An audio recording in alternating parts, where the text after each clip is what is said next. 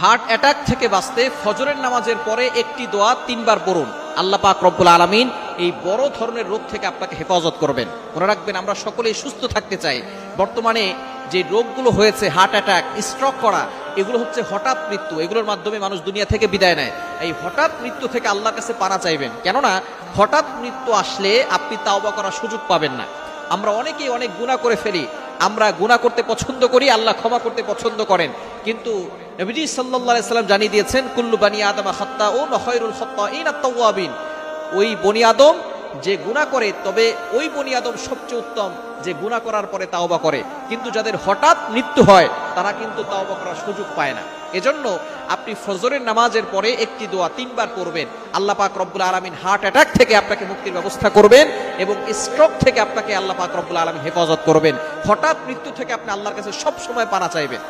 যদি আপনি অসুস্থ হয়ে যান, ইন্তেকালের আগে যদি অসুস্থ হয়ে যান, একদিন আপনি অসুস্থ আছেন, এই অসুস্থ থাকা অবস্থা আপনি আল্লাহর কাছে ক্ষমা চাইবেন। আল্লাহ, আমি অমুক দিনে এই গুনাহ করেছিলাম।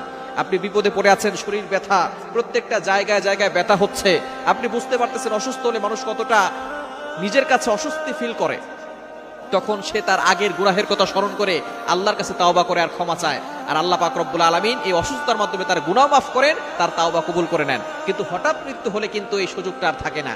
এজন্য স্ট্রোক থেকে, হার্ট অ্যাটাক থেকে বাঁচার জন্য ফজরের নামাজ অবশ্যই পড়বেন। নামাজের পরে এই একটি দোয়া 3 বার পড়বেন। সুবহানাল্লাহিল আযীম ওয়া বিহামদি ওয়ালা হাওলা ওয়ালা কুওয়াতা ইল্লা বিল্লাহিল আলিয়্যিল আযীম। এটা 3 বার পড়বেন। খুবই সহজ বাক্য না? সুবহানাল্লাহিল আযীম ওয়া বিহামদি ওয়ালা হাওলা ওয়ালা কুওয়াতা ইল্লা বিল্লাহিল আলিয়্যিল আযীম। এটা 3 বার ইয়াকিনের সাথে পড়বেন। আল্লাহ পাক রব্বুল আলামিন হার্ট অ্যাটাক থেকে আপনাকে বাঁচাবেন, স্ট্রোক থেকে আপনাকে বাঁচাবেন, হঠাৎ মৃত্যু থেকে আল্লাহ তাআলা আপনাকে হেফাজত করবেন, বড় বড় রোগ থেকে আল্লাহ আপনাকে হেফাজত করবেন। আল্লাহ পাক রব্বুল আলামিন যদি কাউকে সুস্থতার নিয়ামত দান করেন, দুনিয়ার কোনো শক্তি নাই তাকে অসুস্থ করে দুনিয়া থেকে বিদায় করার। সুতরাং এজন্য আপনি আল্লাহর কাছে চাইবেন, অবশ্যই ফজরের নামাজ পড়বেন। অনেকেই ফজরের নামাজ পড়ে না, ফজরের সময় ঘুমিয়ে থাকে। ফজরটা হচ্ছে বরকতময়।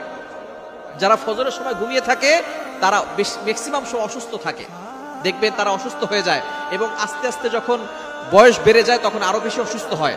ফজরের নামাজ যদি কেউ পড়ে এবং তারপরে একটু হাঁটাহাঁটি করে, জিকির আজকার করে হাঁটাহাঁটি করে, এই ফজরের ওয়েদারটা হচ্ছে এমন ওয়েদার যে আবহাওয়া গায়ে লাগালে তার রোগ প্রতিরোধ ক্ষমতা বেড়ে যায়। সুবহানাল্লাহ বিহামদি। কেননা ফজরের যে ওয়েদার, ফজরের যে আবহাওয়া, এটা হচ্ছে মুনাফিকের নিঃশ্বাস থেকে মুক্ত। মুনাফিকরা ফজরের নামাজ পড়ে না। নবীজি সাল্লাল্লাহু আলাইহি সাল্লাম জানিয়ে দিয়েছেন, মুনাফিকরা ফজর আর ইশার নামাজ পড়তে কষ্ট হয়, তারা এটা পড়ে না। সুতরাং মুনাফিকরা ফজরের নামাজে আসে না। ফজরের নামাজ আপনি পড়তে বের হবেন এবং রাস্তায় একটু হাঁটাহাঁটি করবেন, জিকির আজকার করবেন, আপনার রোগ প্রতিরোধ ক্ষমতা বাড়বে, সুস্থ থাকতে পারবেন এবং জিকির আজকারের মাধ্যমে আল্লাহ পাক রব্বুল আলামিন আপনাকে সকল বিপদ আপদ থেকে হেফাজত করবেন। হার্ট অ্যাটাক থেকে বাঁচার জন্য, স্ট্রোক থেকে বাঁচার জন্য এই দোয়াটা অবশ্যই করবেন। সুবহানাল্লাহিল আযীম ওয়া বিহামদি।